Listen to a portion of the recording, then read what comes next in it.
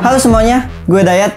Di Instagram ada yang komen, katanya monitor 19 jutaan ini harganya gak masuk akal dari pandangannya dia. Oke, kenalin dulu, ini adalah monitor MSI MPG Artemis 273C QD. Perhatiin ujungnya ya, QD. Yang harganya itu 19.999.000. Tarik napas dulu, buat sebuah monitor harganya emang fantastis, tapi mereka gak bakal jual di harga segini kalau speknya abal-abal. Ini kelebihan yang bikin harganya jadi mahal. Pertama, build quality dari monitor ini bagus. Gue coba tekan, gak ada yang bunyi krek-krek kayak monitor murah. Terus standnya gede, berbahan plastik, ada bolongan untuk kabel manajemen. Lalu untuk standnya pakai bahan metal yang kuat, walau terlihat ramping, ini berat ya. Gue coba adjust swivel, tilt, dan height, standnya gak gerak sama sekali. Sayangnya untuk tilt, dia nggak bisa terlalu nunduk ya. Gue kira awalnya emang nggak bisa nunduk sama sekali, ternyata cuma bisa nunduk min 5 derajat aja. Kedua, desainnya cakep. Di belakang bentuknya cembung, ada corak karbon, lekukan ala gaming, dan karena monitor mahal, jangan lupa ada RGB light yang sayangnya bakal jarang dilihat orang. Kecuali monitor lu nggak ngebelakangi tembok, ya bisa flexing dah tuh. Terus di atas dan di bawah banyak lubang exhaust, walaupun nggak sampai ujung, tapi ini udah termasuk banyak ya. Biar suhu panas bisa dikeluarkan secara maksimal. Di sebelah kiri ada dua tombol dan joystick untuk ngatur OSD. Di bawah LED power ada bungee mouse biar kabel jadi rapi. Dan di sisi kanan, kalau lo tekan bakal muncul hanger buat ngegantungin headset. Fitur ini sepele, tapi fungsional. Ketiga, konektivitasnya lengkap. Ada DisplayPort, HDMI, USB Type-C yang bisa digunakan sebagai alternatif DP. Ini berguna banget kalau kalian mau dicolok ke Mac. Terus ada earphone jack, USB Type-A, USB Type-B, dan VESA mount 100x100. Di sini juga dapat baut tambahan kalau mau ditempel ke dinding. Oh ya, di paket penjualan dapat kabel DP, HDMI, dan kabel Type-C to C. Jadi nggak perlu buat beli lagi. Dan terakhir pastinya di bagian layar. Ya, namanya juga monitor, peran penting tuh ada di sini. Dan inilah yang bikin monitor ini dijual di harga 19 jutaan. Monitor MSI ini berukuran 27 inch curve 1000R. Kurvatur paling melengkung dari permonitoran curve. Gak terlalu kelihatan melengkung emang, karena rasionya 16:9, bukan monitor ultrawide. Resolusinya tinggi, WQSD alias 2K, pakai panel VA, brightness 400 nits up to 530 kalau HDR-nya nyala. Dengan 240 Hz refresh rate, 1 millisecond response time MPRT. Luar biasa. Buat dipakai gaming itu pastinya enak pakai banget. Smooth, gak ada frame yang satar atau patah-patah gitulah. Kalau masih noob, kalian kelewatan sih. Nah, sebenarnya dari spek yang gue sebutin tadi, masih bisa dibilang kalau monitor 19 jutaan ini tuh kemahalan. Karena di harga 12 juta, itu ada Asus ROG Swift PG259KN yang punya refresh rate lebih tinggi, 360 Hz. Nah, di awal gue bilang, perhatiin seri ujung dari monitor ini. Ada QD-nya, yang artinya kalau monitor ini pakai MSI QD Premium Color alias Quantum Dots. Semua monitor atau layar TV yang pakai Quantum Dots pasti harganya mahal. Buat yang belum tahu, teknologi ini adalah partikel semikonduktor yang berukuran beberapa nanometer. Semakin kecil, semakin bagus biar punya color gamut yang luas dan presisi.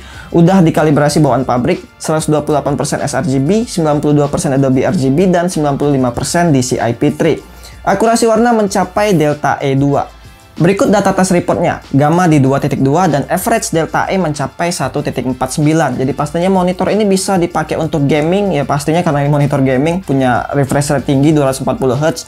Yang biasanya memang monitor gaming itu nggak punya color gamut yang bagus. Nah, karena monitor ini punya color gamut yang bagus, jadi pastinya bisa dipakai untuk ngedesain atau editing video atau foto lah yang berhubungan dengan warna. Karena monitor ini punya color gamut yang luas dan akurat.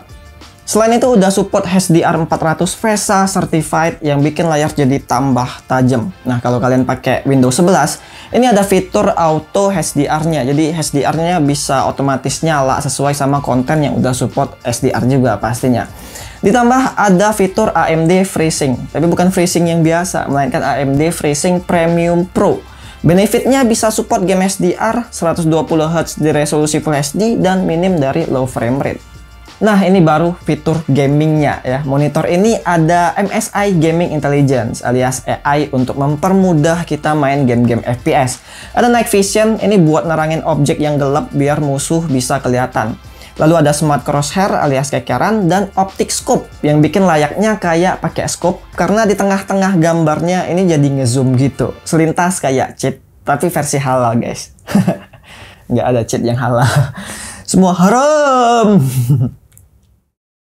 Nah, ini untuk penampakan bleedingnya. Jadi buat yang belum tahu apa itu bleeding, tuh ada putih-putih ya di bagian sudut kanan atas, di kiri juga ya. Jadi ada 7 titik bleeding. By the way, ini monitornya nyala ya. Gue bukain layar hitam aja supaya kelihatan gitu. Terus ISO kameranya gue terangin, naikin supaya kelihatan dan muncul bleeding-bleedingnya tuh. Nah, sebenarnya bleeding tuh nggak bisa dihindarin juga karena ini tuh kekurangan atau cacat pada saat produksi sih. Jadi memang nggak bisa diapa-apain, nggak bisa dikomplain, nggak bisa diklaim garansi. Jadi ya udah luwes aja gitu, terima apa adanya. Ya ini sebenarnya nggak mengganggu sih karena kalau kita nonton di layar yang terang dia nggak bakal kelihatan sih bleeding ini ya pastinya. Tapi buat nonton Netflix yang biasanya kadang rasio cinema anamorphic gitulah, yang pasti ada black bar di atas dan di bawah, ini bleeding pasti kelihatan kalau kalian nontonnya itu di ruangan yang gelap kayak gini tuh pasti muncul. Oke, untuk OSD-nya di sini ada shortcut ya. Kalau joysticknya kita ke atasin dia bakal munculin game mode ya, sesuai sama game yang kalian mainin. Terus kalau ke kanan ini buat input source ya, DP, HDMI atau Type-C, gampang jadi. Terus untuk di kanan ini ada KVM, auto upstream atau Type-C juga. Dan ke bawah ini nih langsung munculin Smart Crosshair. Tuh yang bakal munculin kekeran di bagian tengah sini ya. Terus kalau ditekan, nih dia baru masuk ke sini ya. Yang pertama langsung ada GI atau Gaming Intelligence ya. Ini nih fitur yang kata gue tadi sih. Dia di sini bisa ada auto brightness control, ambient RGB light, sound tune, KVM, smart crosshair, dan ini nih yang menarik ya, optic scope. Tuh kalau di onin dia bakal muncul yang tadi gue bilang ya. Layaknya pakai scope gitu loh. Ini curang sih. Ya, tapi namanya juga fitur kan. Terus ini ada game mode ya yang tadi. Terus ada night vision nih. Ini juga nih night vision ya. Jadi night vision ini buat nerangin objek yang gelap. Terus juga ada response time, normal, fast, dan fastest. Terus ada MPRT sync, refresh rate, alarm, adaptive sync. Terus ada professional, pro mode, low blue light. Ini kalau mata lagi capek bisa dinyalain. Ada HDCR, MPRT sync, image enhancement. Susah banget sih. Terus di sini ya image ini buat ngatur brightness, contrast, sharpness, color temperature, dan screen size. Terus buat input source-nya nih yang tadi ya. Terus ada PIP, picture in picture atau PBT. PIP ini ya picture in picture sih bakal munculin di sini. Yang bisa kalian atur juga untuk source-nya tuh. Jadi kalian bisa masukin 2 input sekaligus di dalam monitor ini. Terus juga ada PBT, ya PBP. Tuh ini penampakannya kayak gini. Ini agak lama sih loadingnya memang ya. Tuh kayak gini. Jadi ini kayak split screen gitulah. Jadi satunya ini bisa kalian masukin untuk ke Mac atau kemana gitu ya. Jadi ya kalau kalian mau ngoding sih ini berguna buat input satunya lagi. Lanjut ada navi key ya, ini buat navigator si joysticknya tadi. Dan yang terakhir ya di setting sini ada bahasa, transparency, OSD timeout, RGB LED nih buat RGB yang di belakang ya. Dan ya itu dia fitur dari OSD yang menurut gue ini gampang banget sih ya dibanding monitor ultrawide gue kemarin tuh yang bikin kesal OSD-nya. Ya, inilah fitur kelebihan dari monitor yang harganya 19.999.000. Gimana menurut kalian? Apakah worth it ngeluarin duit segini demi sebuah monitor?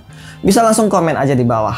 Terima kasih sudah menonton, gue Dayat dan sampai jumpa di video selanjutnya. Ciao.